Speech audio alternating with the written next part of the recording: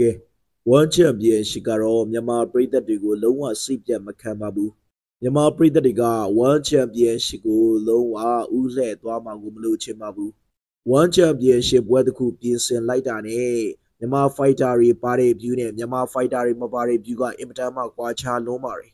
မြန်မာနိုင်ငံမှာဝမ်ချန်ပီယံရှိပွဲကိုကြီးတဲ့သူအရေးအတွက်ကနဲတာမဟုတ်ဘူးဆိုတော့ဝမ်ချန်ပီယံရှိကမြန်မာပရိသတ်တွေကိုစိတ်မပြတ်စေဖို့အတွက်အခုတမ်နီဆိုလူဦးကို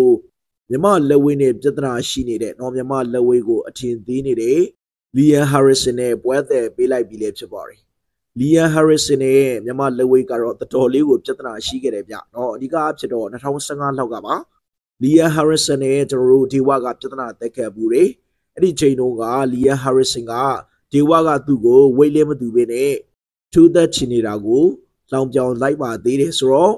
ဒီဝဘက်ကလည်းသူနဲ့ဝိတ်တန်းသူလောက်တဲ့တမ်မနီဆိုလူဦးနဲ့ထိုးဖို့အတွက်ကို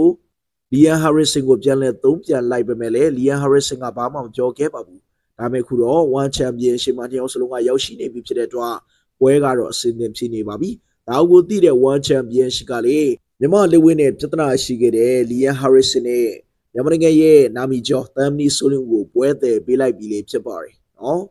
UK နိုင်ငံသားလီယန်ဟာရစ်ဆန်ကအသက်39နှစ်အရက်9ပေ6လက်မှဝမ်မာထိုးတဲ့6ပွဲမှာ4ပွဲရှုံး2ပွဲနိုင်ရလက်နောက်ဆုံး2ပွဲမှာ Thai Fighter Saxon နဲ့နောင်ဦးကို TKO နဲ့ရှုံးထားပါတယ်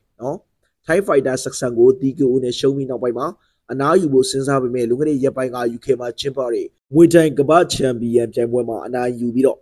ကမ္ဘာရလိုက်ပါသေးတယ်ဒါကြောင့် Chatri ကပွဲပြန်သေးပေးတာဖြစ်နိုင်ပါတယ်ကျွန်တော်ချီရတဲ့မြန်မာလက်ဝဲကျော်ဆိုလင်းကတော့အသက်33နှစ်အရက်က9ပေခဏလဲမှာဝိုင်းရဲ့နောက်ဆုံး3ပွဲမှာ3ပွဲလုံးအမှတ်နဲ့ရှုံးထားရဆိုပေမဲ့ပရိသတ်ကြိုက်ထူးသက်နိုင်တာဖြစ်တဲ့အတွက်ပွဲသက်တယ်ပေးလိုက်တာဖြစ်ပါတယ်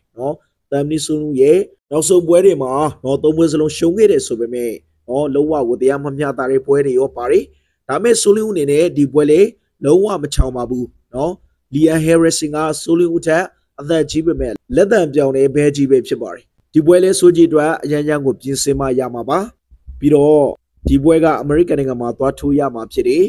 ဝထဝီမြေကြီးရရောအခုပွဲကကစားသမားတွေကိုထိခိုက်နိုင်တာဖြစ်တဲ့အတွက်တမ်မနီဆိုလူအနေနဲ့အခုလိုမျိုးပြင်ဆင်ချိန်များများရတာကကောင်းပါတယ်